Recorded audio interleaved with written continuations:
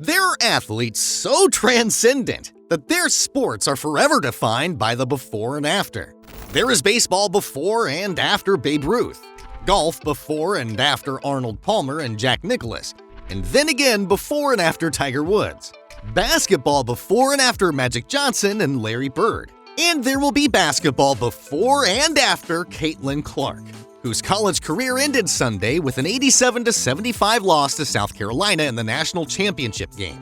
She has changed both her game and how women's sports overall are viewed, very much for the better, and neither will ever be the same.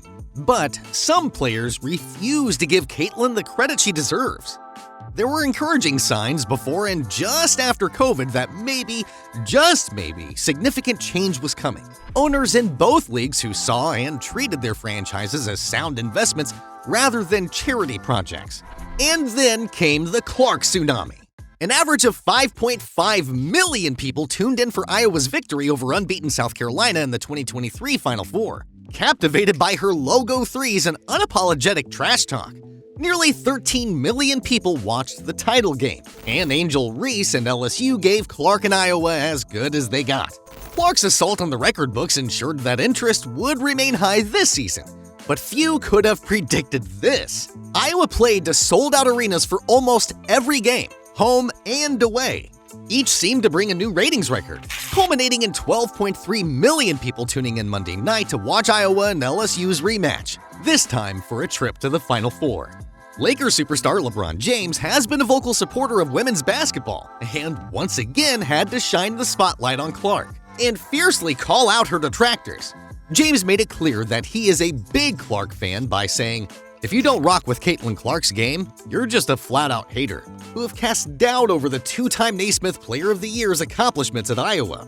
Clark's NBA-style game features impressive passing and playmaking, but her three-point range, an ability to make shots seemingly from anywhere, has been praised by James and Golden State Warriors point guard Stephen Curry, who is the NBA's all-time leader in three-point field goals. But some current and former players, such as Lynette Woodard and Diana Taurasi, have not been quite as supportive, even as Clark has transformed Iowa and women's basketball at large into must-see television.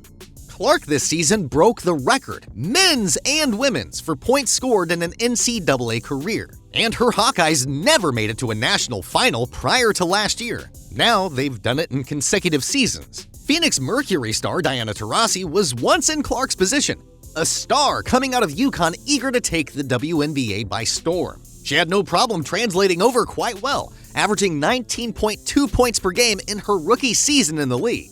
But according to Taurasi, Clark is going to get hit with reality once she enters the WNBA, saying that looking superhuman against 18-year-olds won't look the same at the WNBA level. Look, SVP, reality is coming. Okay. There's levels to this thing, and that's just life. We all went through it. Of course. And you see it on the NBA side, and you're going to see it on this side, where, you look superhuman playing against 18-year-olds, but you're going to come with some grown women that have been playing professional basketball for a long time. There may be some elements of truth coming from Taurasi here, but for most fans, it sure seems like Clark is far different than any other player we have seen at the women's college basketball level in quite some time.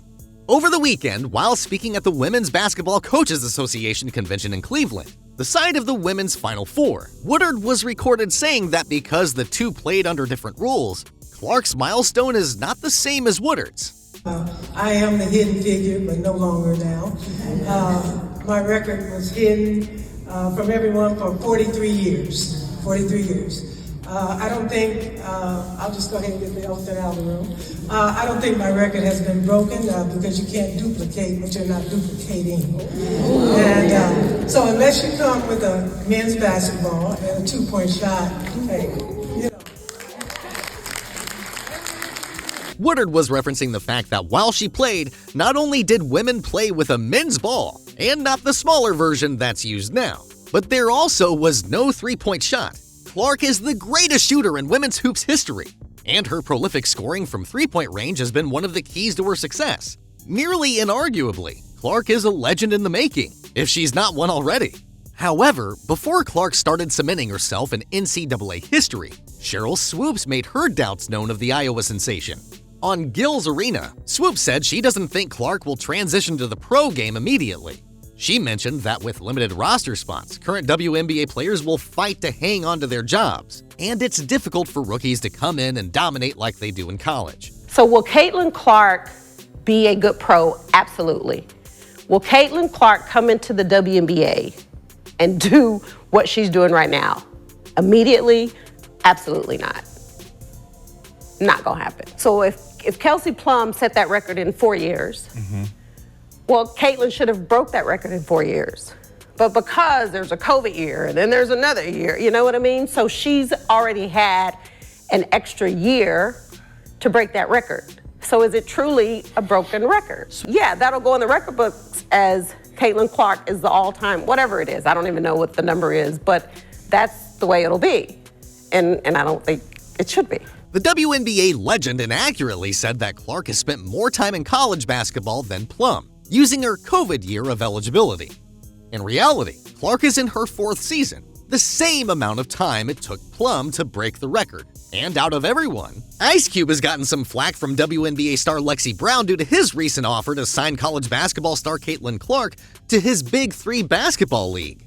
Lexi Brown hopped on Twitter to share her thoughts on Ice Cube's recent $5 million signing offer to Caitlin. So no other women's basketball player has come to mind in the last 7 years? Instead of, I don't know, supporting the women's league that already exists, let's do this in the middle of the NCAA tournament. This isn't a dig at Caitlin Clark. Relax and support all women's sports. I'm not arguing with any of y'all, by the way. She also went on Gil's Arena to say, if you open the article and you see what he said was his reasoning, he wanted to provide more opportunities for WNBA players and provide opportunities to not go overseas. So you offered the contract to a player who's not yet even in the WNBA. If you're gonna say that it's for that, then stand on that. But I don't think I think he's trying to make a business decision, which he's a businessman, that makes sense.